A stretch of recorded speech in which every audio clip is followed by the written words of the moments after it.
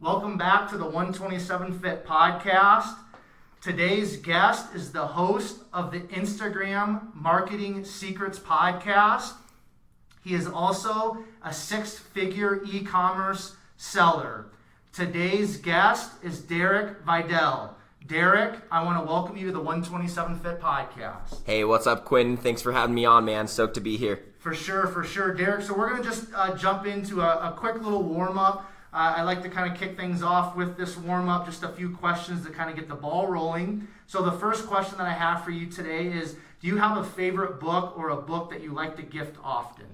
My favorite all-time book is The Four Agreements, actually. Have you read it? I haven't, but that has come up several times. Has it? On Okay, podcast, cool. So. It's a real quick read, simple book, and it sounds kind of like it's a spiritual book, but it really doesn't dive too much into like actual religion. Like once you get to the meat and potatoes of the book, it's just these four simple rules that really made it so I could clear my headspace. And like apart from all of the hard work and like the specific information that we have to learn as business owners, this was just how to get rid of the BS that happens in your mind of what he said, she said, or thinking about stuff that's not important, and just giving me that mental clarity. So I think that's had the biggest impact on me. Awesome. Mm-hmm. The second question that I have for you, Derek, is do you have a favorite quote or mantra?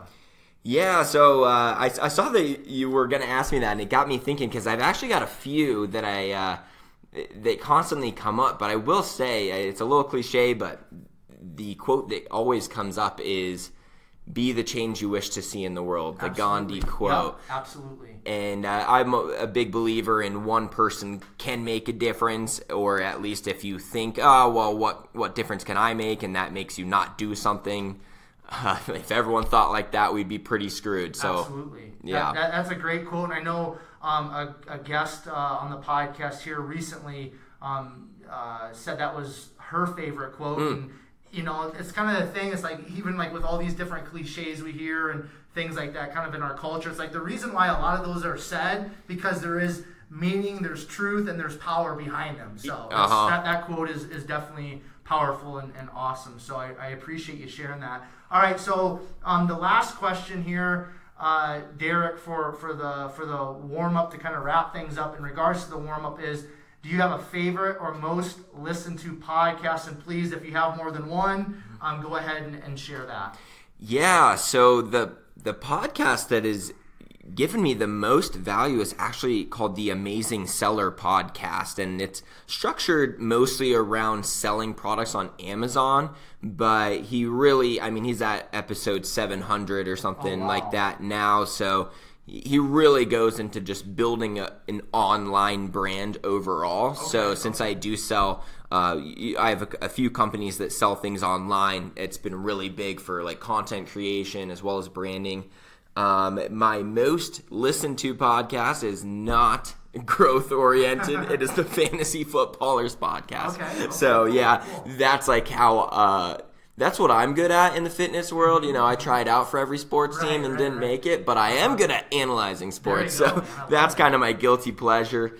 Other than that, I listen to MFCEO podcast too. Absolutely, that's a good one. Andy Frisella, He's a beast, man. Yeah. He doesn't shy away from anybody or anything, and that one, if you're looking for a little bit of fire, a little bit of motivation, a little bit of truth, like in your face, the CEO podcast is definitely legit. And that's one that's actually come up a lot too with my guests. So cool. All right, Derek, that kind of wraps things up in regards to the warm up. Now, generally we do kind of a deep dive into my guest background. I do want to get a little bit of a picture of your childhood, your background, your backstory, just because it's really important to kind of like who you are today. But we're not going to really go too deep into that because you have a lot of value to bring to my audience and my guests today with the social media and things like that. So we're really going to focus a lot on the social media. But if you don't mind, kind of where did you grow up?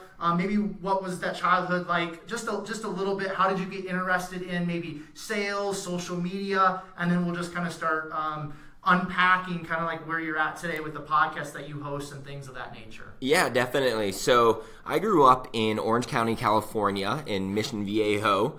Moved to Denver, or Fort Collins actually, and that was when I was in like 8th grade. Eventually moved to Denver because I was going to school at CSU in Fort Collins, so that's where I got my bachelor's degree in communication studies. Before I graduated, there was so much talk about how competitive the job market was and everything. So I was a waiter at the time, but I knew I wanted a little more, beef on my resume.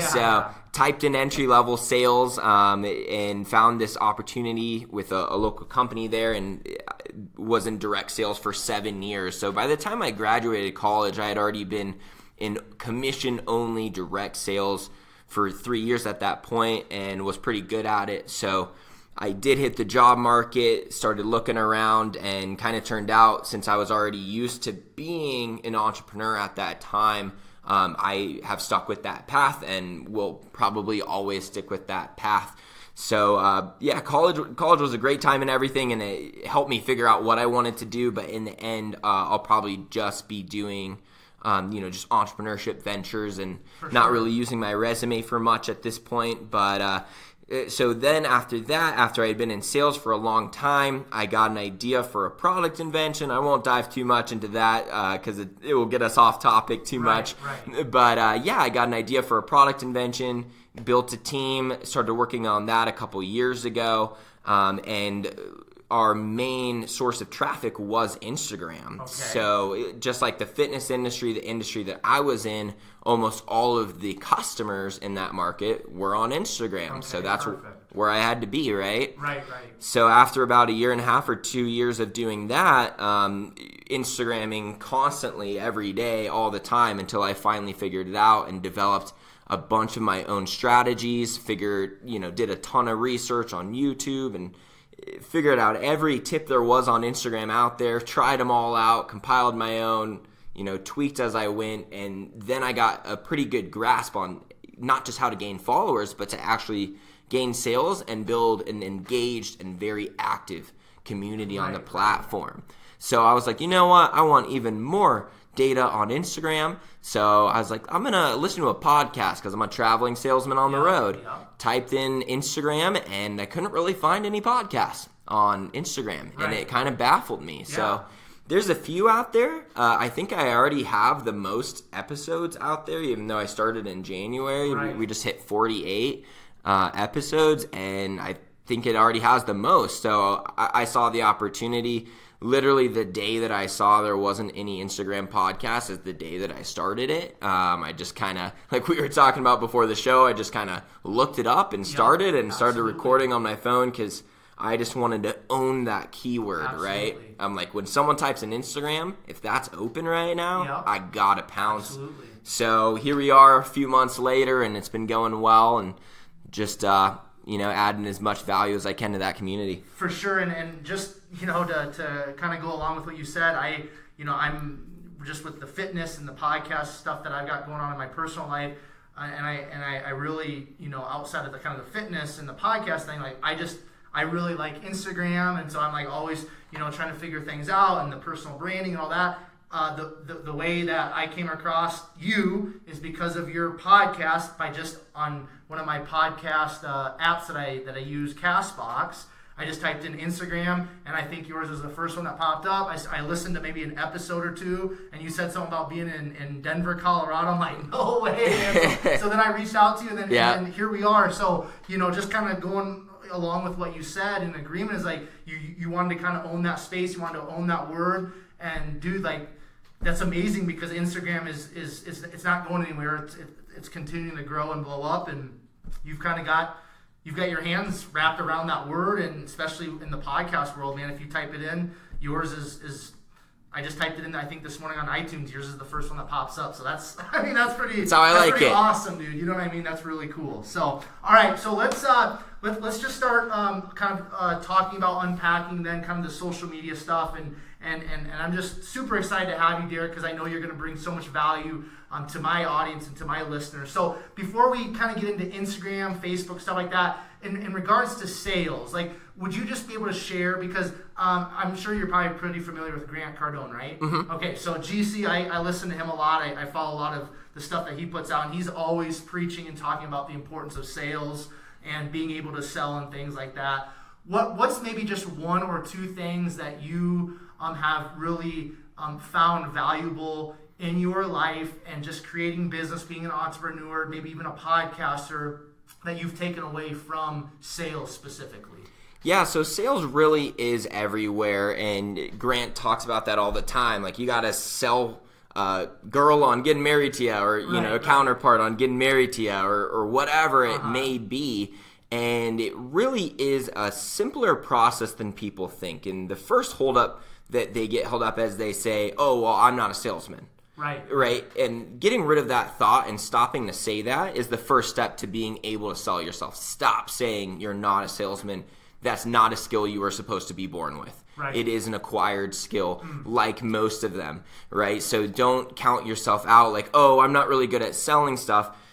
Well, let me ask you this. I think everyone is a good salesman for either Apple or Android, whichever one you prefer. Right. You ask, hey, which one do you like? Oh, this one for sure. So sales is more so when you have conviction in something and you believe that it brings more value to someone than the cost that it would have for them, then all of a sudden, now all you're trying to do is help people. Absolutely. So you have to flip the equation in your own mind that you can't pursue a sale effectively if you're doing it for the wrong reasons. Like, if you ever feel like I don't want to be pushy, it's probably because you think your product is not worth it.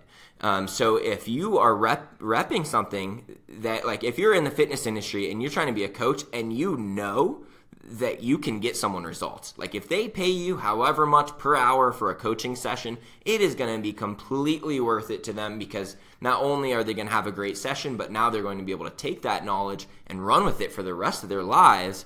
You know that's completely worth it. And you know that, yeah, everyone's always got financial problems, whatever. Everyone's in the same financial position all the time, is that what you have to understand. Because everyone will give you an answer like, oh, this month's a little tight, blah, blah, blah, this came up. Okay, they're always in the same financial position. You got to understand that, because if you're a good salesman, you don't look at the exact objection when people say, I can't afford that right now. Okay, oh, it's $100. Oh, I can't afford that right now. Cool, do you want a Lamborghini for $100? Oh, all of a sudden I have $100. If they don't have the money, there's not enough value. So you have to stop telling yourself, oh man, another client that couldn't afford it, because then you're putting the blame on the wrong things, and then you're not going to be a better salesman after. If you say, oh, dang it, I couldn't get them to see the value, no matter what they're saying, kids in college, car, blah, blah, blah, whatever. Okay, people have a credit card. If they really want to buy it, if you've provided enough value, then they can buy it. So make sure that you always put the blame on yourself when a sale doesn't get made, so that you can have your focus be on the right things. But just know that, hey, if this person buys this, I'm going to teach them this, I'm going to teach them that, I'm going to over-deliver on the value. For me to close them would be to help them so much that now the words are going to start coming out of your mouth in the right way. You're going to start saying, like, when they're like, yeah, I don't know if I can afford it right now. Hey, no problem. Just so I know, like, how important is fitness to you right now? Is it something that you're really trying to get down? Like, do you feel kind of groggy? Is your energy low? Do you think that having more energy in your day could really benefit you? Well, yeah, I think that would be really awesome. Okay, because if you can't afford it, that's fine, but I just want to express, like, I do have the to-pay, and we could get you started. We can get you a plan today, and I think I'm going to teach you so much that you're going to gain so much more energy, and it's going to be so worth it to you. So if there's something I can do to make this worth it to you, let me know, because I know that I can help you, and I know that I'd be a great coach and a great fit for you. Okay, so like that's just me running with an example of how a convicted person sounds when they're selling stuff. Right. It's pursuing the sale for their benefit and only talking in that way. Because as soon as you're like, hey, like, rent's a little tight right now, if you could do the coaching this month, that would be awesome. You just made your customer completely lose sight of the reason they're buying.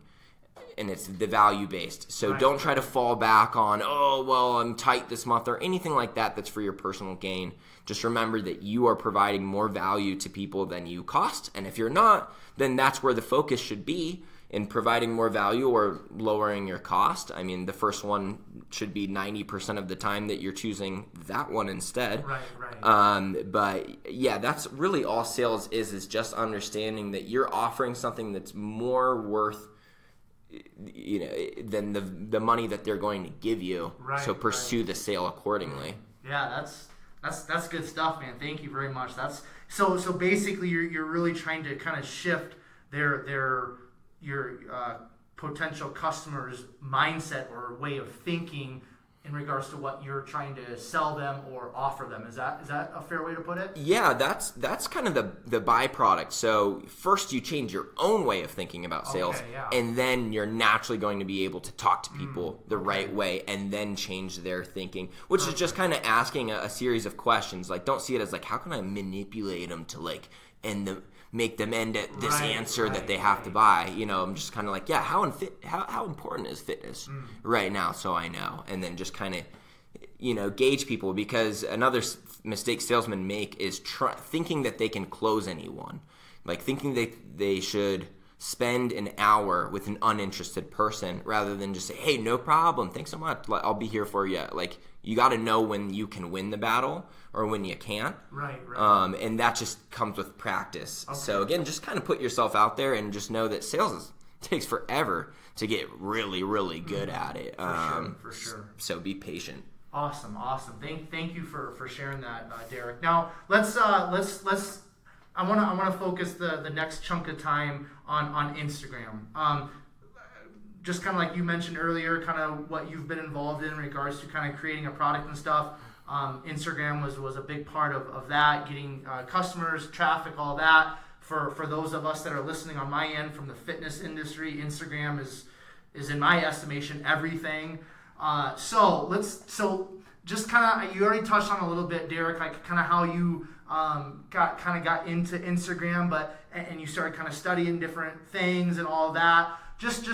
Let's just unpack like the importance. Let's just say, because we've got Facebook, we've got Instagram, there's Snapchat, there's all kinds of different platforms. But from kind of my point of view, in regards to health and fitness, it's Instagram, and then it's everything and everybody else. So what is the value in Instagram, and how important is it to have a strong presence on Instagram? If you're involved in fitness, if you're an entrepreneur trying to launch a business, a product, what have you, just kind of start sharing a little bit from your perspective, if you don't mind, in regards to those things. Yeah, so at the base of it, I'd say no matter what, everyone should at least exist on Instagram, even if you are not thinking you're going to put a ton of time into it. Like, you're a brick and mortar gym and you're like, why do we need one? I don't think we can find clients. At least just make a page and put your company's website on there. So at least if someone does look for you, they find your website. Absolutely. That's the very base of it. On top of that, Instagram has the highest engagement and natural organic reach of any social media by far. So it is the easiest. Like, I like to say that it's easier to gain an Instagram follower than a follower on any other platform. Okay. So maybe you are in the YouTube space. You're like, yeah, well, YouTube's my thing. You should still have an Instagram to build up a following and supply your YouTube with those extra couple people who maybe didn't look for a fitness person on YouTube. They looked for a fitness person on Instagram, then they found you, and then now they've got your YouTube. So you got a blog, you should have an Instagram. You want to do coaching, you should have an Instagram. If you don't want to even sell anything on Instagram, but you just want to build a personal brand and then just show that you kind of have a following and you get good at content creation, you should have an Instagram. But if you can utilize it in the right way, you can turn Instagram into such a viral traffic source, because viral posting is like, you want to have a strong base following in order to get a post to go viral. But once you've got that base following down and you've got a handle on your content, you can post something that just goes crazy on Instagram. Like, I had one account that it was like for my direct sales business. I was just building it up. But I already knew how to do Instagram at that point. Like I had 180 followers, and I posted something that was just so perfect with the hashtags and everything, and it got like 1,800 likes. Wow. So like 180 followers, 1,800 likes. That gave me another like 20 followers from just that one post. So like the viral nature to it is huge if you do everything by the algorithm right, which I'll be telling you guys a little bit about here too. But no matter what, it's the number one traffic right now. It's the number one social media. So it's where you want to be. Facebook is still important. Honestly, any successful business is probably going to be firing on at least 3 social media platforms. But I think Instagram should always be where you start. Because it's the easiest to gain a follower than it is a YouTube subscriber or a Facebook page like. Perfect. Mm-hmm. Now, so you just said like just anybody and everybody should have at least an Instagram account. Is that right? That's what you just said, correct? Okay. So, I mean, if somebody is opening up, let's say, I mean, anybody, because now you've got the brick and mortar, you've got all the online stuff. But from my perspective, and if I'm wrong, please let me know. But from my perspective, Derek, like if you don't have a social media presence and you're trying to start something in regards to some sort of business in today's economy, if you don't have that social media presence on any platform, you're starting behind the 8 ball, right? Yeah, so it's the best free organic traffic you can get. If you're starting a company and you have a humongous advertising budget that you can just start creating ads, which the best place to create ads is on social media too. So like, if you make an account just so you can launch ads, but you're not even caring about growing your base following, if you've got that big of a budget, then sure, you can start a company like that. Otherwise, you want to have, like, even if you do have the advertising budget and you can market to so many people and they're like not interested in your product or service that time, but they deem you as someone worthy of following, that's just a way that you can just capture that fallback traffic. Right. So building a strong business, whether you're into email marketing or whatever kind of base you have, or just, people who know about your website and are frequent visitors, I mean, what business doesn't at least have some kind of base of past customers that is the largest component to their scalability. So it just gives people one other chance to follow you. Yes, maybe you're like, well, I have their email. Okay, if they unsubscribe, do you have them somewhere else? No. Okay, well, you should have had them on Instagram and you should have had them on Facebook as well. So if they change their email, you still have them. If they eventually delete their Facebook, you still have them. It's important to have all of the sources for them to connect with you going, and Instagram is the biggest. I know Facebook has more overall users than Instagram, but it's quickly changing, and there's more active users on Instagram. So and especially from my end and my listeners' end with fitness. I mean, Facebook, I've had it, since my freshman year of college, wherever. But it's the landscape of Facebook has changed. And if you're into fitness and all of that, it's like, I mean, it's all about, a lot of it's about looks and image and, all these different things. So it's like, that's what Instagram is. It's pictures, it's captions, now it's stories. So it's like, if you're on some level of fitness and trying to start a business, whether it's brick and mortar or online, it's like, why wouldn't you have Instagram? Like, it's just an opportunity for you to get your business, yourself out there, and like you said, gain more customers,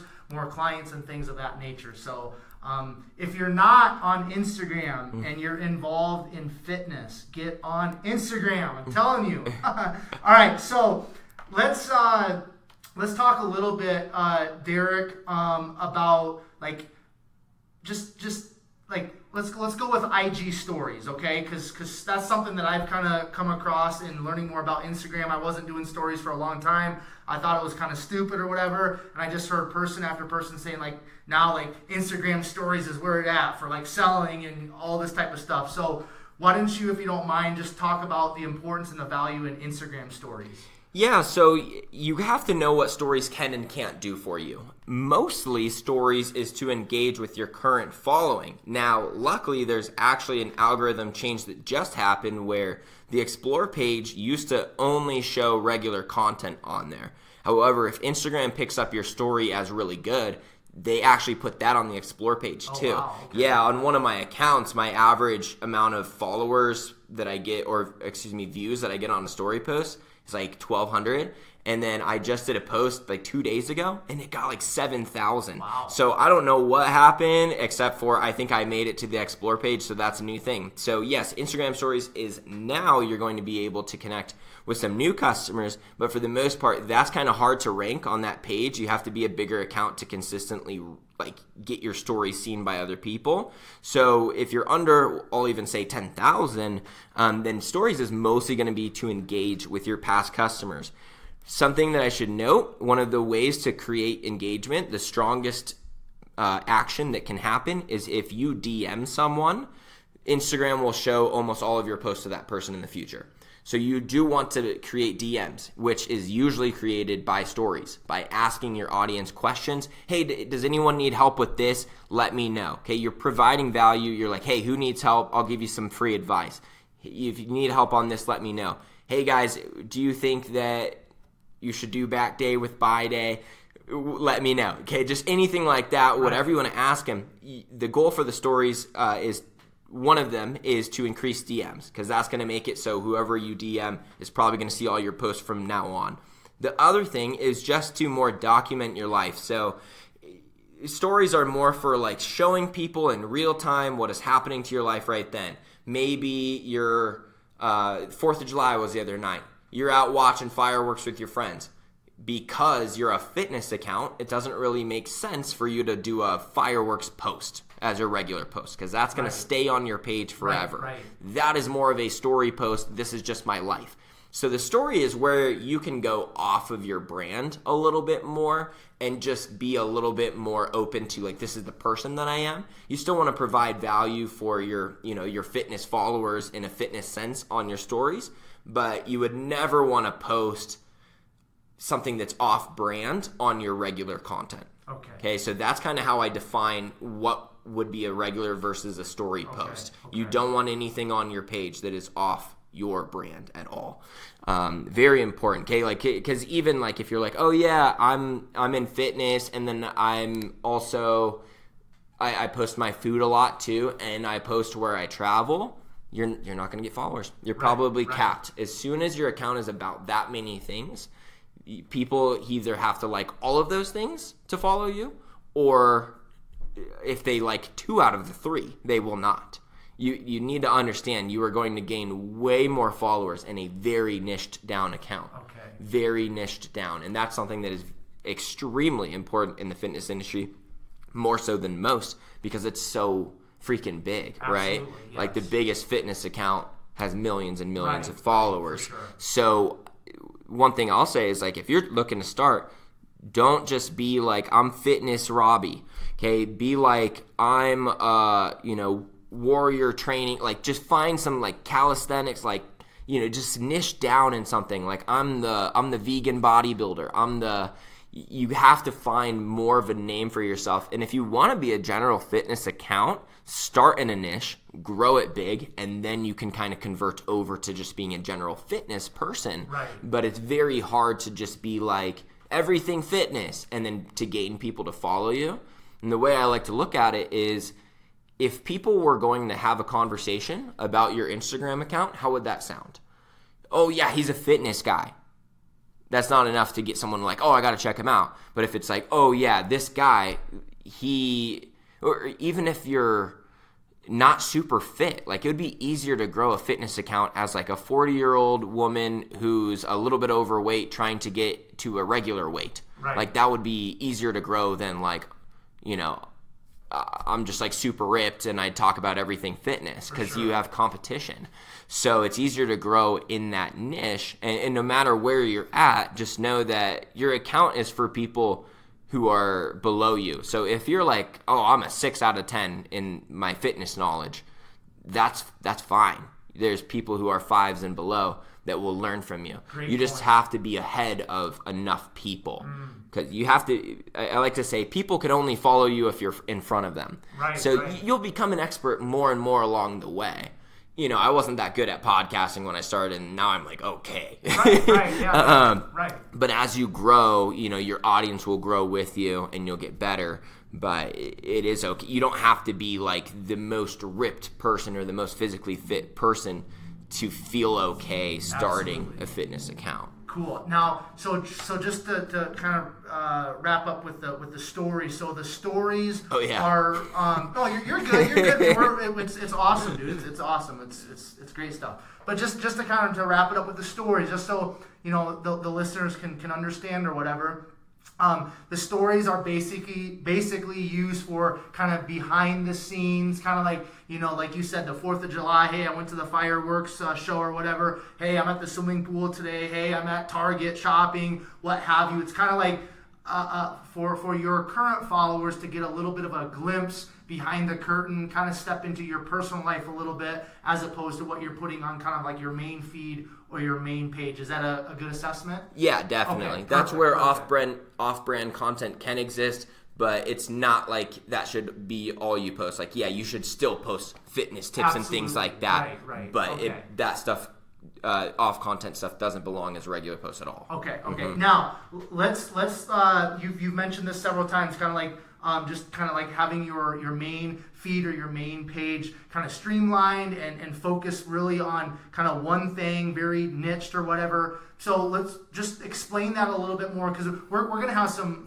listeners, Derek, especially on my end, that they might have an Instagram account, but they've got 100 followers. They don't really know what's going on. So just as basically and simply as you can kind of share, like, how important is it, again, to have kind of a streamlined main page, to kind of have it just focus in one area, and then also just talk about how often maybe somebody should be posting. Because I've heard people say, you should post no less than at least once a day. I've heard people say 3 to 4 times a day. I kind of have my own personal opinions, but I'm not the expert in this like you. So just talk about kind of that main page, what that's all about, and then the importance and value in posting and the regularity of that. The frequency and everything. Super glad you asked me about that, because that has more misconceptions around it than anything. And if you are like, post 8 times a day, you're going to waste a lot of time. So I'll get to that in just a sec. The first part of the question, though, was niching down. So how important is it? Let me just give you an example here. Let's say that you have a dog that has arthritis. Okay, what are you going to type in? Dog food for dogs with arthritis. How much easier is it to sell that product than general dog food? Like, you're going down IAMS, we just started. You're going down Pedigree. No, you have to be we're the all-organic CBD dog food. Yeah, that's right up Colorado's alley right there. Right. It's so much easier to sell in a niche and be, as they say, a big shark in a small pond than a small shark in a big pond. Or even if you're a big shark in a big pond, you have to have so much capital to play in there, right? If you're just trying to think about the advertising budget, you can think of it in that way. If you're just trying to be we're trying to sell regular dog food now, sorry, no, not everyone understands exactly what I'm talking about. I'll try to keep it simple, but essentially Google works by saying, we're going to try to pay for, if anyone types in dog food, we'll try to be that first search result. How much more expensive is that word dog food than dog food for dogs with arthritis? That's where you're going to be able to spend effective advertising budget, and actually everyone who searches that is looking for your exact product. So how does that relate to fitness? I mean, it's the same kind of deal. If you are, if there is someone out there who loves the keto diet and they only can work out 3 times a week, and you are the fitness person who's hey, I do keto, I'm super busy, so I can't be at the gym every day, but I'm going to show you how you can get, good results from just 3 times a week.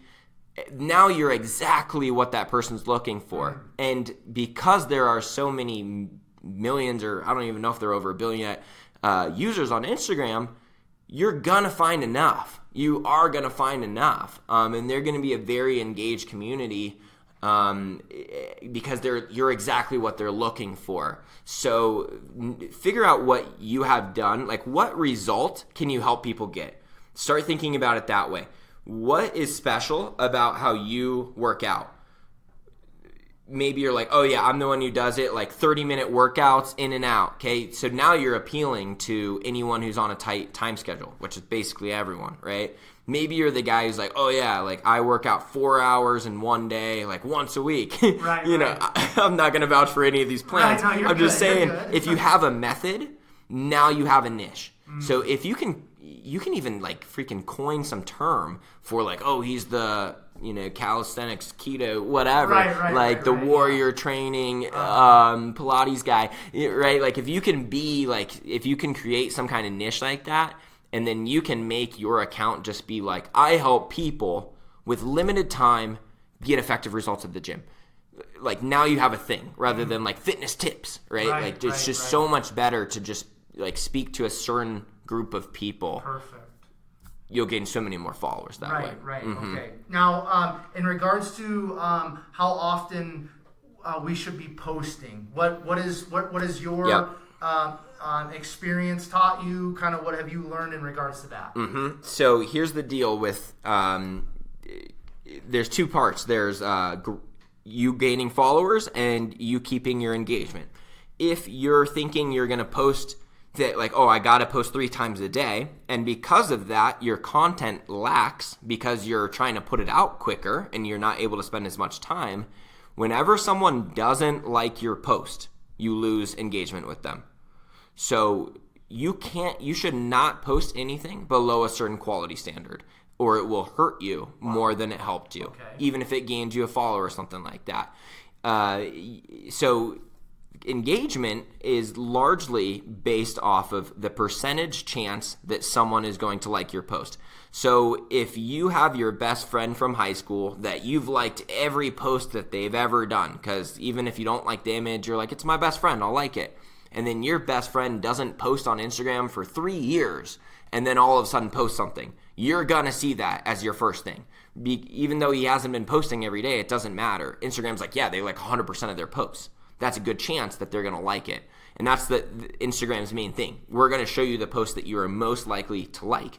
So if you start over posting, there's not really such a thing as over posting if they're all the same quality. But if your quality is diminishing just because someone told you to post all the time, then that's when you're going to start losing engagement, which is essential that you have to keep that.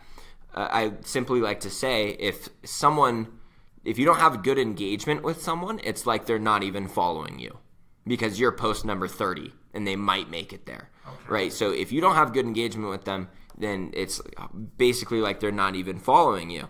So you don't want your content to dip past a certain level. Now, why do they tell you to post every day? Because posting is the best way to gain followers, more so than any follow unfollow strategy or whatever strategy out there. If you can do a post that has a viral nature to it, which it can't every time, but if you just have the efforts of doing that and it hits even 1 out of 10 times that it actually spreads to an audience outside of your own, that is the best way to grow, is just putting more content out there on more hashtags and just having more ways. Every piece of content that you put out there is now another stream of someone to find your account. Perfect. So yeah, the more you put out there, you're going to grow faster. Like if you're like, I need to gain 10K followers, within this amount of time, or like 2 months or something like that, it is going to be paved by posting all the time. But if it drops past a certain quality level, then you're hurting yourself. Okay. So the more quality content you can post, the quicker you'll grow. But posting quality, or unquality content is one of the fastest ways to not grow. Right, so you just have to know how the algorithm works to play off that. So basically, quality over quantity, generally speaking, right? Correct. Okay. Quality over quantity. Quality and quantity is the best. Right. Okay. Mm-hmm. Okay. Love it. Now, so you've used the word engagement numerous times throughout our conversation up to this point. So just for us to be able to better understand myself and then my listeners, Derek, is it more important for somebody on Instagram to have more followers or more engagement from their current followers, and whatever direction you go with that. Why? Like, what is the importance of having a number of followers, or what is the importance of having that engagement? Just kind of like dissect that, if you wouldn't mind. Yeah, the follower number is one that your focus should not be on. Okay, engaged followers is really where the magic's at. So sometimes you can even go to an account, see like 17,000 followers, and then their last post has like 80 likes. Right. Okay, that means that they either have a bunch of fake followers, or they've completely lost their engagement with their followers over time, or they've done strategies that are not approved by Instagram, which is something that I talk about in one of my recent episodes. There's a lot of things, but that would probably be the best source if you're like, what are you talking about? Instagram doesn't like. You don't want to just, like what was the root of your question again? Just engagement. Yeah, like what's the important, That's is right. it more important to have a bunch of followers or to have current followers with high engagement? Yeah, so basically how a post goes viral is that your base following likes it enough for Instagram to recognize it as something that's worth trending. So if you don't have a base engaged following, your post can't go anywhere. Okay, so the reason why like my small account with however many followers was able, like 180 followers, was able to get like 1,800 likes is because I posted it at a time that like all my followers were on, and a large percentage of them liked it. So Instagram is like, look at like freaking 75% of the people who see this like it. So let's show it to a few more. And it's still getting the same numbers. Let's show it to a few more.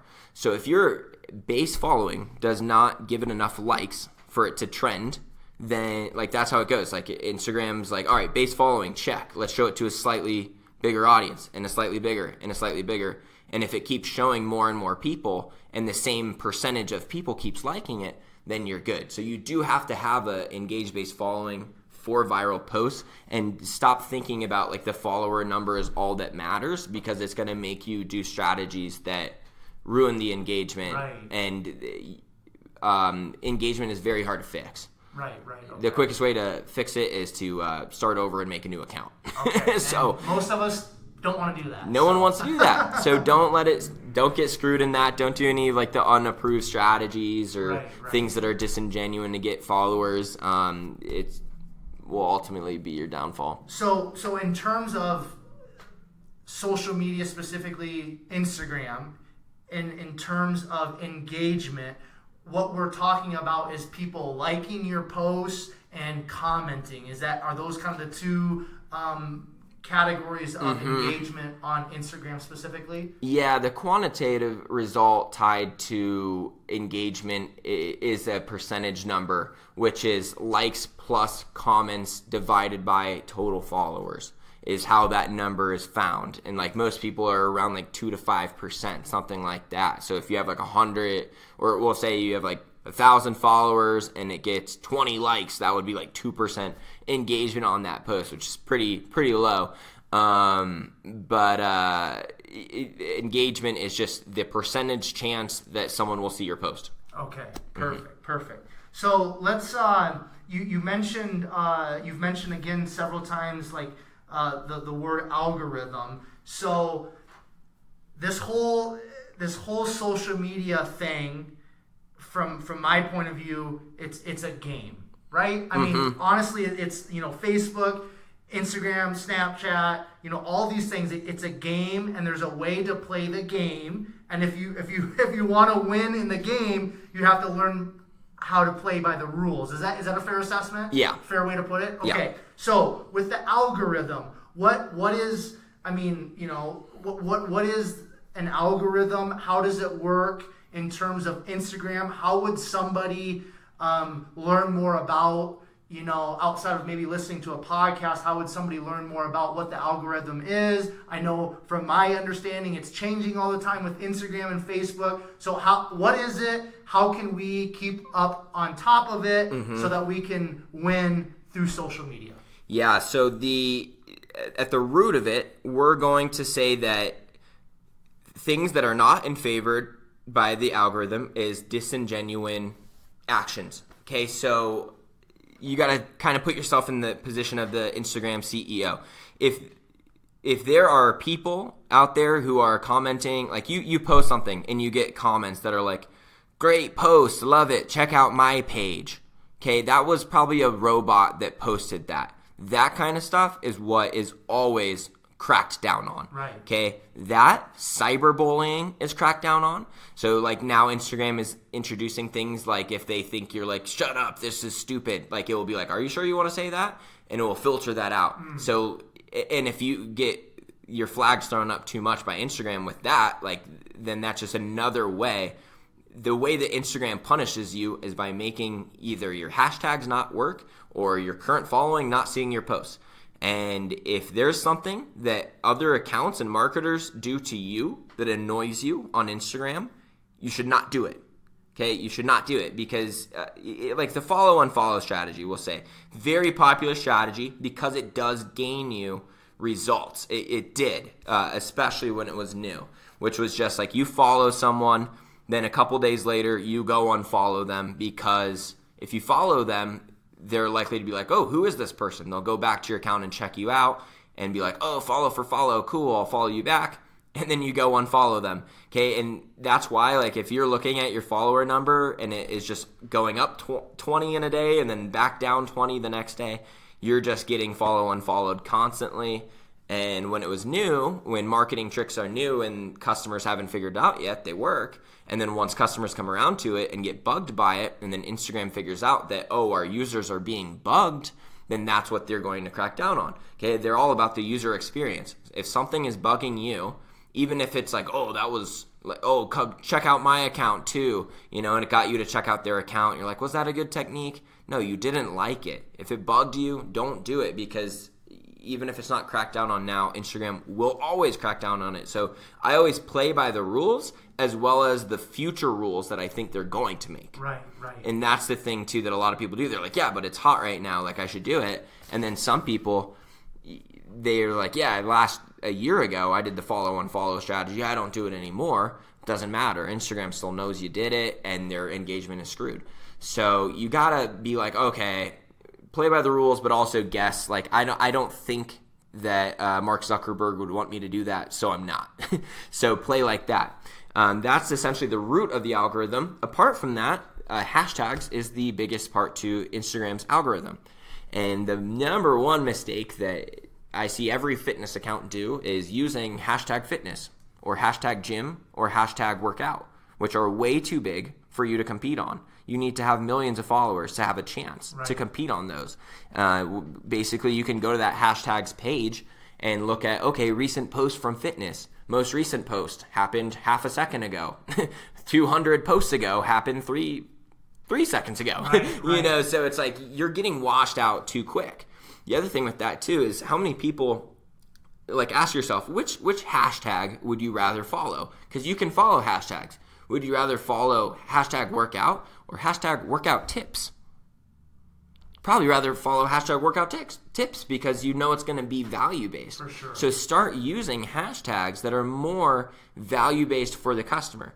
Start using, like fitness life is probably still even a little too big. I kind of say like under 2 million total posts is where you want to try to keep it. And I kind of have like a blueprint. You do want to even use some like real small ones too that are specific to your post. But if it's over like 2 or I'll even say like 3 or 4 million, just because the fitness industry is so much bigger and that there really are some huge hashtags, that's going to help you so much. Like until you're over at least 10 or 20,000 followers, you don't really want to use hashtags that are over, I'll say 3 million total posts. You're going to want to have about 20 of them, which you should use 30 hashtags, by the way, or at least 25. And that's another thing that people are like, how many should I use? And there's info out there for everything. Okay, there's like people like, oh, use 3. There's people that say use 15, 27, 30. In my experience, using over 25 is not only been what's best for me, but when I ask people in my Facebook group, Instagram Marketing Masters, I say, hey guys, like everyone document the best post that you've ever done. How many hashtags did you use? Unanimously, the lowest someone said was 19. And it might have just even been a fluke that, that was just that great of content, but every other person was over 20 for that. So, 30 is the max that you can use, and each one you're using is just one more chance to find followers. So, I would use at least 25. But ultimately, how do we even figure out about the algorithm? It's by analyzing our own results. Okay, any Instagram person that's telling you information isn't like, oh yeah, like Zuckerberg told me what to do.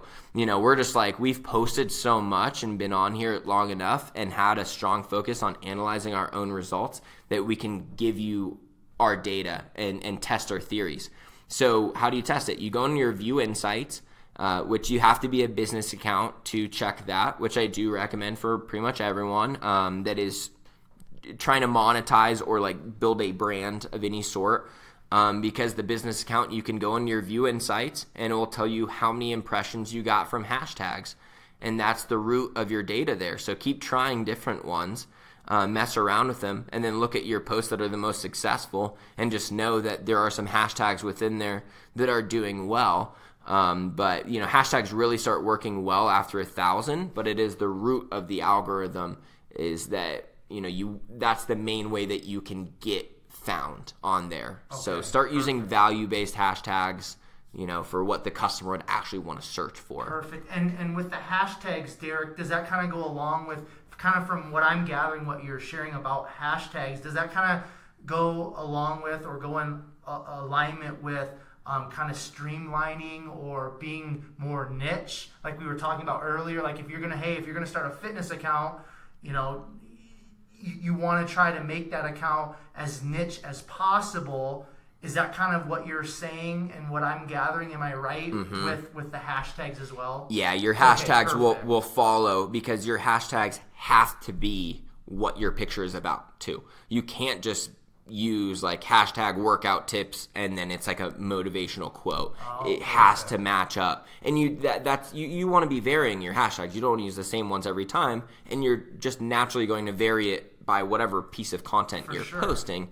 But yeah, your hashtags are going to follow right in line for the same reasons. It's a smaller market, but the people there, that are following keto meal prep tips are looking for that exactly. Yes. So okay, beautiful, great. I love that. All right, so I want to talk a little bit, Derek, about branding. Okay, so going back again with like Grant Cardone, Ed Milet, some of these guys that are just big time influencers through social media and things of that nature. They have, and even with you, like you have an Instagram for your podcast specifically, and then you have your personal Instagram account. So there's like that business brand, and then there's that personal Derek brand. That's what you mean. Grant Cardone, it's he's got the GC. It's like his personal brand, and then he's got everything else with his business and his companies and all of that type of stuff. So from your perspective, is it important if somebody's starting a business, and it can be fitness, or let's just just any type of business, and it might vary, but just generally speaking, do you think it's important for somebody to have their own personal brand and their own personal like social media accounts, and then also have accounts for their like company or their business and what have you, or is it okay to combine them? What's kind of your perspective on all of that? Yeah, so great question. There's a few things to consider so that you can make the best decision for you, because it's not a cookie cutter answer. So like in Grant Cardone's case, obviously he's like a celebrity at the same time, and everything that he sells, even though he has multiple businesses, is still how to make money, right? Like he's like, my real estate course, my sales course, all of his things, they're still similar enough customers. So that's why his is more okay to do so. For me, I've got one for my e-commerce company, one for my direct sales company, one for my personal brand, and one for, my podcast, because all those followers are going to be following me for completely different reasons. So if you're even like, oh yeah, I do fitness and then I do meal prep, you can combine them, but it is almost valuable to separate them. into two different things. Just because, like I said before, someone has to like all of your content in order to follow you. They have to like 100% of what you posted, or at least 80% of it, and know that there is a very strong chance that they're going to like your next post too. That's why they're following you. They're like, oh, I want to see the next post because I can see there's a track record of consistency here. So think of that. Like, and if you can't fit that, then that's when you have multiple accounts. The other reason I have multiple accounts is because, like, so my personal brand, I probably will build it one day. Like one day it will hit me like, oh, like I need to build it up for this reason. Right now, I don't really build my personal account because that is for my leisure. That is for me, like when I'm like, I'm done working. Like it's kind of funny. I'm like, whew, I'm done working now. Time to switch my account. Sure, yeah. So now I can go on Instagram how I want to. And that's why like the people that you follow also really matters, because when I go on my personal account, I'm not going to be following, Instagram marketers. But on my Instagram marketing, I do follow them because those are the people that my feed should be filled with, because so that your feed is productive. So that's another determinant, is if I do make my account about all of these things, making me have to follow all these different people, is my feed just going to be a mess and I'm not even be able to be productive while I'm on? Because when I'm in my e-commerce business, I only want to see like potential customers on my feed. When I'm in Instagram, I only want to see potential customers on my feed, so that's why I also don't follow tons of people just to hopefully they follow you back, because now Instagram is quite the time waster for you, because you follow all these people that are unrelated just because you're like, oh, hopefully they follow me back, and now your feed is flooded with stuff that's not important. So hopefully that kind of answered the question, but you just got to know what you're looking for. Where are you trying to monetize? What are you trying to sell? And are you creating content to attract your dream customers without straying too far off from that content line? So I think it's always good to have a personal brand in most lines of work. For me, I'm okay as of right now, just kind of keeping my personal account totally personal, because I know what I'm trying to accomplish here, and everything that I am trying to accomplish with the customers that I'm trying to acquire it's done best by the multiple different accounts. Perfect.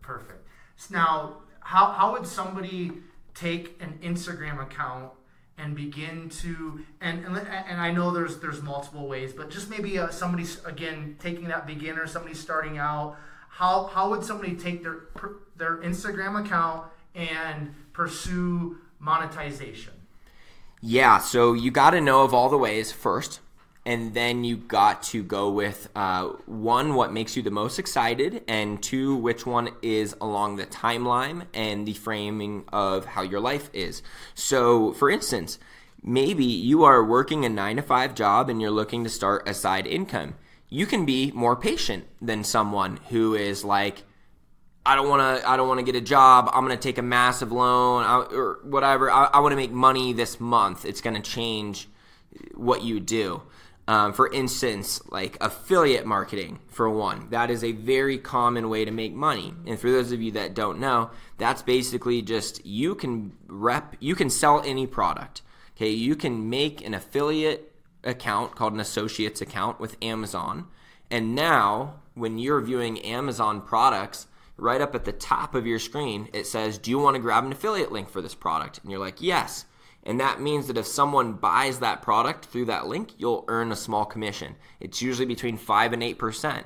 So can you make like really, really good money with affiliate marketing within a month? Rarely, okay? Like it usually takes a long time to build strong search engine optimization traffic on your website that is coming in so quickly that all of these little sales that you're making a couple bucks off of adds up to tens of thousands of dollars, right? That's more of a like, okay, I can wait a little bit. It's okay if I build this up over a year, and it starts paying me then.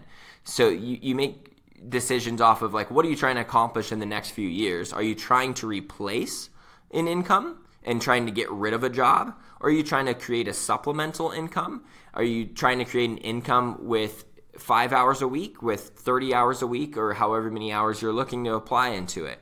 So like that's affiliate marketing at the base of it. Very easy to get started. You just make an account and you start using those links in various ways. Other ways is you basically sell eyeballs. Okay, so maybe you have so much blog traffic on your website, now you can start selling ad space. You have so much traffic on your Instagram, now you can start selling posts. You have so many YouTube subscribers that you can start selling. If you're big on YouTube, you probably already have people like, hey, would you mind using our fitness bands on your next video? And you're like, yeah, just send me the fitness bands and $200 and I'll do it, right? So selling eyeballs is just a very common way to make money online. And then one other thing I'll mention that's super, super popular is drop shipping. And drop shipping is when someone buys a product off your website and you don't hold inventory of it. So like traditional selling is you buy 1,000 fitness bands and then you mark them up however much and then you sell them on Amazon or eBay, which requires you to buy an inventory. If you're going to drop ship, I'll just stick with fitness bands. I don't know how many. Do you use fitness bands? Oh yeah, people do. Okay, sure. cool. But you're like, yeah, I'm going to start drop shipping these. I don't have that much money to invest. However, I can set it up with, AliExpress, or there's a lot of different sites that specialize in drop shipping where you set it up that you collect an order. Once you get the customer's money, like you collect their $10, then you send $5 to the drop shipper, and then they send it to your customer. So you never even hold the inventory. You don't have to buy that initial inventory. But there's a lot of ways to do it with like t-shirts nowadays too. This would be a super easy way that if you've got like an engaged community and you feel like they would wear a shirt with your brand on it, you can go to a website like Printful.com or Printify where you design the shirt on their website, put it on your website. If someone buys it, then you collect the money, you give slightly less money to the company, you just pay them whatever that shirt costs, then they print it, and then they ship it to the customer. So it's a very completely automated business with very little startup, and that's a great way to just get your feet wet if you want to just try selling things on your website, because the sales process is going to be the exact same as if you bought thousands quantity of an inventory, but affiliate marketing, drop shipping are the two quickest ways to monetize your account, and then the third being selling eyeballs, which just takes longer because you have to build up that audience. Absolutely. But those are the three quickest ways to monetize nowadays. Okay, perfect. Now, before we kind of kick things off with the podcast, Derek, you had mentioned that you kind of had some things written down that you see in regards to like fitness accounts, like some of the biggest mistakes. I know that you've kind of covered one of those, but do you have maybe a couple other things that you see on a regular basis in regards to Instagram fitness accounts, mistakes that they make? Yeah, so I have covered most of them. The first one being that you're using way too big of hashtags and also not enough. The other being that you're not niched down enough. Those are probably the biggest two things. But the third thing that we have not talked about yet is that your content is designed to blog your life more so than it is to build value for other people. And this is a big mistake travel influencers make too. And you're just like, I don't get it. Like, I told them that I had a great trip. I told them that I had a great workout today. I showed them the food I ate, and they didn't. I don't know what the deal is. Show them how to make that food. Show them how they can have a better back day in the gym. Don't just show them that you crushed it that day. And you got to realize that Instagram following is it's all about free content designed to get the followers you want. Okay, in a nutshell, it is I design free content designed to grab the followers that I want. So, like one of the fitness accounts that I work with, and she's blowing up right now. She is at she started the account and she was listening to the podcast right at the beginning. I didn't get her permission to share it. I'll just share it. Her name is Jenna Marie Fit, and I believe she's over 20,000 followers, and she's built it in like the last couple months. Wow. And just one thing that she does is like you can go to her page and you can look like her text is on that front cover image of all of her videos, which just means like it's the thumbnail, right? So if you're going down her page, every one of her videos says like back or buy or core or whatever. So like someone can easily just go down her page and it's just as like an encyclopedia of, oh, cool, like, oh, I need more bicep tips. And they can just click on it because she's designed it where she's blogging her workouts, but she's blogging it for the sake of teaching others. And you need to realize, like, am I teaching people things? Am I bringing them content, or am I just blogging my life? Because if you only blog your life, the only people who are going to follow you are people that know you, because those are the only people who care about your success before they've even known you, right? So you don't really, you lead with value for other people. Teach them the recipe. Teach them, hey, here's 3 tips for your next back day, or 3 things that you should do to warm up before your next chest day. Okay. This is what I eat before my workouts because of this, this, and this.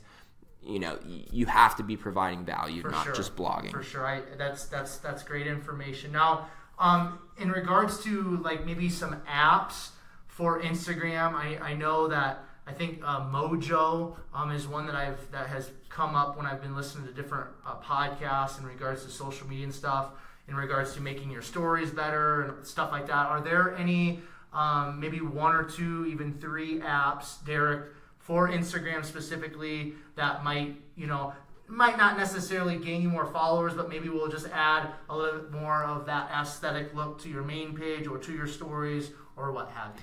Yeah, so like we said, the quality of your content is so important, and you want to be able to do it in a timely manner too. You don't want to take like 3 hours to make one post that doesn't even go that far.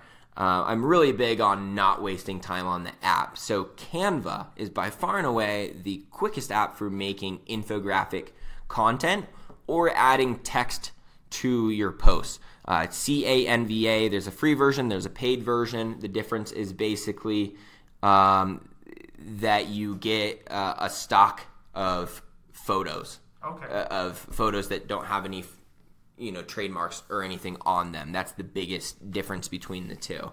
So Canva's great. As you mentioned, Mojo, I've heard great things. I have not tried it yet. I just heard about it in the last few days from that interview that I just did on my podcast with Lifehacks LA, and he mentioned it. But I have used an app called Unfold for creating story content as well, and that's really good for creating story post collages. So if you want to make a story post that contains like 3 different photos and they're in frames, it's kind of like that. I can't remember what it's called. The layout is what it's called. Layout for Instagram. That's like creating like, I want to put these 3 pictures into one post. That Unfold is more so for story content. So when I've done contests and things, like it's a poll, which one do you like, this or this? Then I always use Unfold to create those side-by-side comparisons of photos. And then another one I do is called Vimely. So it's Vime. Is it .ly? Pulling it up here. Vimely. Veme.ly. And that is great if you are someone who makes videos of yourself with text around it. So I don't have the paid version. There's a free version and paid version, like with most apps. The paid version can take all of your words and transcribe them. So if you're teaching people, hey guys, blah, blah, blah, back day, it will hear your words and it will create the text and will be like, song lyrics essentially, that as you're talking, it will add that to your video automatically. Okay. Otherwise, if you get the free version, then you can just put like a baseline of text, which is still great because it just grabs people's attention and also makes it that they know what your video is about in the thumbnail. And that's kind of the hint I was making before with the reason why your content is doing so well, is because if you view it from a thumbnail standpoint and you're not just seeing it in your feed, you want to click on it. You have to have like your front image has to be like people want to click on it. So if you're doing like a video of you talking like 3 tips to your next back day, and then you have text that's around your video that says like 3 tips to back day, someone doesn't even have to play your video before they know why they should click on it. So that's why I really like the Vimely app for the video content. And that sounds kind of like what the fitness lady that you've been working with, I think that's kind of what you said she's been doing, right? She's been having that text right on her like main posts or videos. Is that correct? Yeah, she's not using that app because Veemly basically makes like 2 white bars around it. So like if it's vertical content, you'll have like 2 white bars, or just like you can do it however you want. The most common way that you see out there is like a horizontal video with like 2 white bars on the bottom and top. Hers is she just added text like right over the video, and it just appears at the beginning and then fades away. Perfect. But then on her cover video on the thumbnail, she makes sure that text is included in that snapshot. Perfect. All right, so we've been going for almost 70 minutes here, so we're going to kind of start moving towards the end of things. So much content, so much value. I'm digging it. I really appreciate it, Derek. So, you've been in sales for quite a few years. You're an entrepreneur.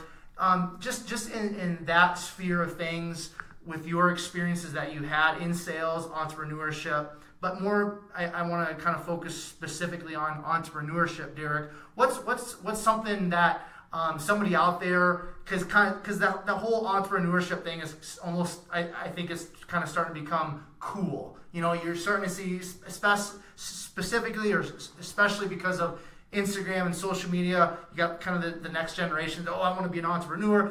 They have no idea what it's all about. They're just kind of like, it's kind of a cool thing.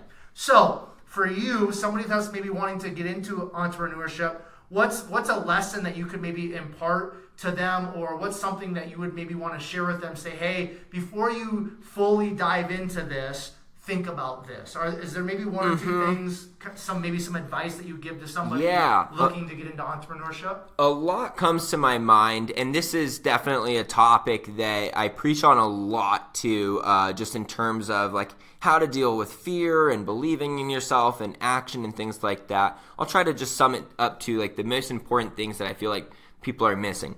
On the front end, there's two parts to it, to being an entrepreneur, right? There's like being okay with risk and also risk assessment. So there are 2 parts, and usually people only have one of these parts. So the first part is that they are super good at risk assessment, but they're not really good at taking risks. And that's a more common thing. And this is when people, they think, okay, well, I don't know if I could be good. The space already seems to be owned. It seems like, what if I fail? What if it doesn't work? All of those kind of thoughts. And I'm very big on, like, do not let yourself think those thoughts. That is your lazy brain trying to win. Because if you are sitting on the couch, 7 p.m., you're thinking, what do I do right now? Do I flip the TV on? Or do I start that Instagram fitness account that I've been talking about? Now, all of a sudden, your lazy brain is trying to win the battle of, oh, well, there's a lot of accounts out there. Oh, what good can you do? You're not that fit. Like, you're not that good at it. There's people that are more qualified than you. I don't know if you want to be on camera. You know what? Let's watch TV. Okay, that is like your lazy brain just trying to win that argument because it knows that not doing something is always easier than doing something. Even if doing that thing like is technically easy to do, it still is always easier not to do it. And you got to realize that if you live your life like that, especially when you're younger and you develop those habits where you let that part of your brain win, where it's like, oh yeah, like just play it safe. Okay, playing it safe is actually pretty risky a lot of the times. Okay, like maybe you look at it like my uncle told me about an investment that he could have made when he was younger. Okay, or Gary Vee talks about how he could have invested in Uber. Have you heard him talk about that? I believe so. Yeah, all the time, right? So there's part of the risk of, like, he was going to invest $25,000, which isn't even that big of a risk to him, and it would have been worth multi-millions. I don't know the exact number, but I mean, like, can you see how the risk in that situation, there was more risk in him not taking a risk. For sure. And you got to realize that sometimes there is more risk in not doing something. And that's how I view my businesses too. So like my original invention in one of my companies, the only thing in my mind, like I've already got enough proof in the market, and we'll talk about that in a sec, that I know it will work. The only risk is what if someone else builds it faster? That's the only thing I'm worried about. I'm like, go. Okay, because I'm just associating the risk of I already know this will work. I'm just worried about what if someone else beats me to it. Okay, and that like turns me on to like a race, and that's good. Like you want to trick yourself into working. You want to have your mind function in a way that is constantly selling yourself on action. So on top of that, right? Like you should take risks, right? Because especially when you're younger, because they're hardly risks. You got to know, like, okay, if I go out and open this company and it doesn't work or whatever, am I going to be like homeless forever? No, you know that's not going to happen. You can always fall back and get a job at a restaurant if you need to. Okay, like you should know that taking risks in the entrepreneurship realm, you got to look at it like you're standing on a trampoline, not that you're standing on a ground that will just break, like if you fail. If you go out there and you try to, let's say you're like, you know what, I'm going to buy 1,000 of these fitness bands and I'm going to throw my name on them and we're going to sell them for more than they cost us. Great. And then it turns out that they sell a little bit slower than you want. A few of them were broken in the process. You figured out the colors that people didn't want to buy. All of that is results. So like I'm never scared about failure. I'm just scared about not getting results because those results teach you what to do.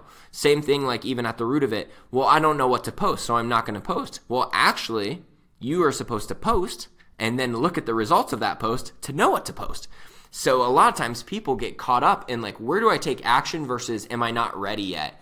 And it's more of a problem that people are like, I'm not ready yet, so I'll do nothing, than it is to just get started. Like I was saying with my podcast, I had no idea about it. All I knew is that someone should make that and that I wanted to get started right then. And then my only focus was put out an episode and then have the second episode be better than the first and then have the third be better than the second and have the fourth be better than the third. And I'm only in a race with myself and I don't care about what other podcasts are doing or whatever because that they're at a different point than me. I'm just trying to be better than myself the day before, and action is the easiest way to get better. So action, action, action, results, results, results. I like to commonly say I don't even think there's a thing as failure. There's only results if you know what to do with it. The only failure is you giving up or not starting.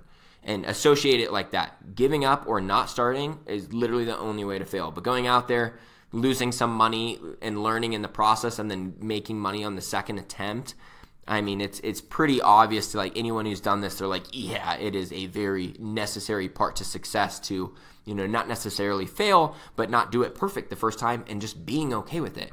Okay, so that's on one side of things, on be okay taking the risk. Now, for those of you that are like, yeah, like I am super cool taking the risk, and you dive in a little bit quick, which is probably more me, know that there are so many ways to test business ideas nowadays that you do want to test them, because even if you're pretty sure that the results are going to be conclusive, that it is a good business idea, that will give you even more confidence to pursue your idea.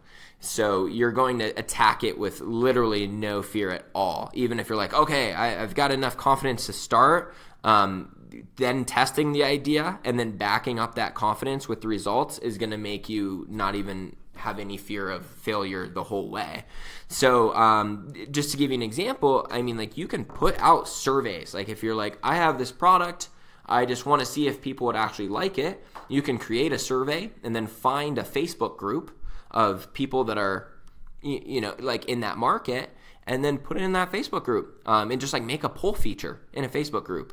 Like, hey, would it be cool? Like, you don't always ask, like, would this be a cool invention? But ask a question that would actually, get you the intel that you would need to find out, like, if people would actually use your product. Right, just doing something simple like that. Like, it's so easy to get free data. Like, you can even use your Instagram like that. Like, before we were going to either add a branded pop socket or a branded shirt to our website next. So I did a poll. Hey, which one would be cooler to win? Pop socket won. So I'm like, all right, cool. Right? Like you can just ask an audience something. So that's another value of like, even if you don't know how to monetize, build an Instagram following. So now you have a group to survey to then build things. So be okay taking risks, but also know that you don't have to dive just fully in and have full confidence in your idea. There are plenty of ways to test it, and the entrepreneur life is awesome. And the reason why everyone wants to do it is it literally flips the equation of your life to being the more energy and the more skills I have, the more money I make. That's why I love entrepreneurship. Because, if you're in a salary position, it still is valuable to learn things, but you don't always see a direct impact right away to your income, or it might take a few years for that promotion to take effect. So that's why I just love entrepreneurship, and so many people like it. Is I'm just constantly listening to podcasts. I'm just that's why fitness is important in my life too, because I'm the more energy I have, the more money I can make. Man. So I have to go to the gym. Yep. So entrepreneurship is awesome. It's not for everyone. It's not. It's That's not. Right. That's right. And it's okay to test that, and it's okay if it's not right for you, because the world needs both. For sure. Man, that's some fire right there, Derek. I love it, man. All right, so we're gonna kind of wrap things up here. Just quickly, how important is it for entrepreneurs, non-entrepreneurs, just people in general that are wanting to go to that next level in their life? How important and valuable is it for them to have mentors and coaches in their lives? It's very important if you're looking to cut your learning curve. And it's crazy when you think of it. One of my managers in my sales job always said, "Isn't it crazy out there how there are books written by millionaires and billionaires about how they did it that they sell for $13, and then people don't read it?" It is so important. You've heard the stats, CEOs read an average of this many books per year. So freaking important. Man, I can't tell you how many books I've put down, 4 Agreements we were talking about. I can't imagine having not read that at this point. I reference it on a daily basis. I read 3 Instagram books within the first couple of months of me starting. So how was I able to get good at Instagram in a year and a half or 2 years? Because I watched freaking 20 YouTube videos, read 3 books, and then was looking for a podcast that I couldn't find. But I was looking for that info. And there's so much freaking free info out there nowadays that you need to find someone that you trust and that is always spot on with who you like to follow, and keep following them. But also, it is okay to invest a little bit more in yourself too, because there is some content out there. If you want to pay for a coach, it's almost always worth it. Okay, the example is always Michael Jordan had a coach. It's not because he was better at basketball than him, but you just need to have some kind of outlet. Absolutely. To talk about your results with. So even if you're hey, I can't pay, find someone who's at your level. Maybe you find them in a Facebook group. Maybe you find them on Instagram eventually, just because you put yourself out there. And now you've got your little mastermind buddies, or your people that you talk to. And the quickest way to just, skip the steps of, I don't want to fail my way to success, is to find someone who's already found success in exactly what you're trying to do. Pick their brain, get their content, and keep sharpening your axe, keep taking action, but never stop learning at the same time. Beautiful, beautiful. All right, before I ask my last question here that I have for you, Derek, is there anything that we haven't covered that you think would be valuable for the audience, whether they're in fitness or not, to kind of take away from the podcast and your experience? It looks like, looking at my notes here, I accomplished all the main things that I want to say. But what I will say, just in terms of social media that's not on Instagram, is that 10 years ago, everyone would have been if I started my fitness account 10 years ago, how easy would it be? You could be Fitness Robbie and grow an account, when you were new on Instagram. Instagram is going to be here to stay for a long time, but if you'd ask yourself, hey, is it going to be around in 100 years? I think most people would say, there's a strong chance that it might not be here in 100 years. So the next up-and-coming social media platform does probably already exist.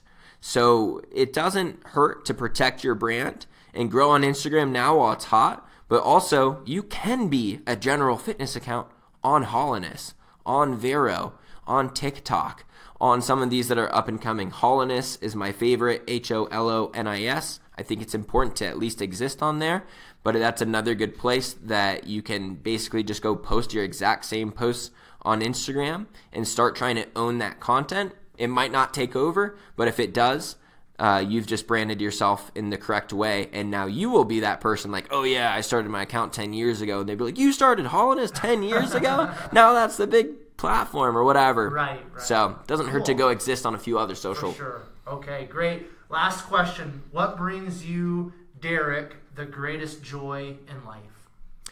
Impact. Impacting others, and I think that is the greatest joy that for everyone, but maybe they haven't found how their favorite way to provide. That's why you see even retired old people, and you're like, what do you do? They're like, I volunteer here. Okay, like they've all found like where they like to make an impact in the world, where they like to do something selfless. So when you say, hey, do you want to come on the podcast? I said yes before I asked how many subscribers, blah, blah, blah. And I've said yes to most of the podcast people that have asked if I want to do an interview, because I'm just like, cool, that's an audience that I can make an impact with, regardless of, the financial part that might come from it. And if you're always just keeping your focus on pursuing something off the money, with the money being the byproduct, it's going to be so much easier to keep yourself going. Like waking up like, all right, who can I impact today? Rather than, all right, where's my money at, and that's fine to like have that in the back of your mind. Sure. Grant Cardone's always saying like, who's got my money? That's fine. Whatever gets you fired up. But at the same time, Grant could retire right now and be fine on money. Absolutely. He's doing it for the impact at this point. Yep. Right? For sure. So find that bigger purpose. And it doesn't have to be like, I'm going to open a charity for blah, blah, blah. Like, it doesn't have to be huge. You can just be like, oh, yeah, like, I just want to, be able to create a lifestyle that allows me to volunteer for Habitat for Humanity with this, whatever. Like, find some other little purpose in your life, or even if it's just supporting your own family and no one else. Just being a mentor to your younger sibling or something like that. Everyone's got some kind of giving that they can do that really makes your heart sing, as they say. So I think it's big for entrepreneurs to don't come into it like, oh, I want this many followers, I want this much money, I want to change the world in this way, and you will get everything else as a byproduct. Beautiful, man. All right, dude, that wraps it up. Before I kind of do my outro here, Derek, if somebody wants to follow along your journey, pick your brain, just kind of see what's going on with your podcast, this is your time to kind of just plug away and share whatever you'd like to share with my audience. Yeah, so podcast, obviously, Instagram Marketing Secrets. I'm guessing you guys are into listening to podcasts, so that's probably where you'll want to find me.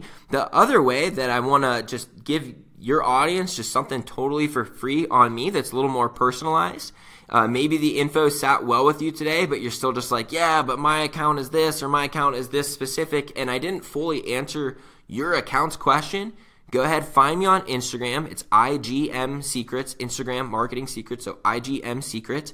Message me, say, hey, I came from the 127 Fit podcast, ready for my free analysis. I'm going to go into your account and tell you specifically what you may be doing wrong and the major tweaks that you need to make for your specific account. I'm just going to send you that for free in the DM. So just DM me, tell me you came from the podcast, and I will look at your account for free for you. Cool. Now, if somebody wants to like have you maybe as a mentor or a coach, is that something that you also do, or is that just kind of more in like a private setting, or how does that look? Yeah, so a little behind the curtains here. I'm about to debut my IGM University. I would call it Instagram University if it wasn't a trademark issue. Right. But IGM University, basically, I give a lot of my info out on the podcast, but then there still is always a group of people who's like, yeah, but how?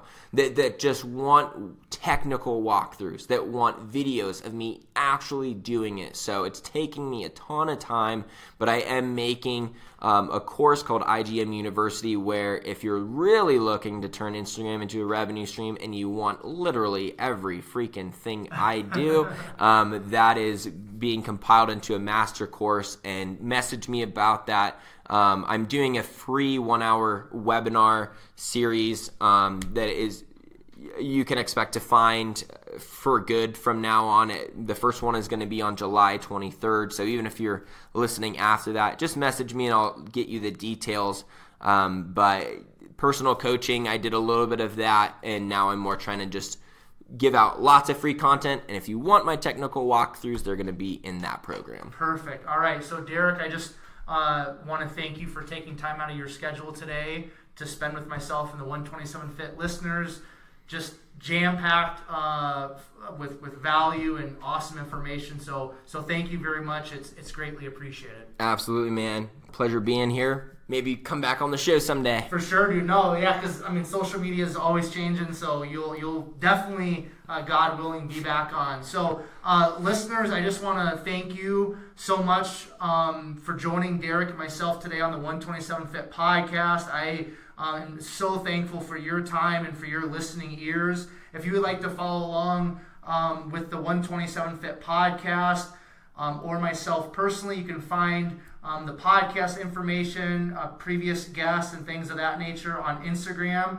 That is at 127 Fitness. If you want to kind of find myself personally and things of that nature, see some of my writings, you can find me on Instagram at QVars.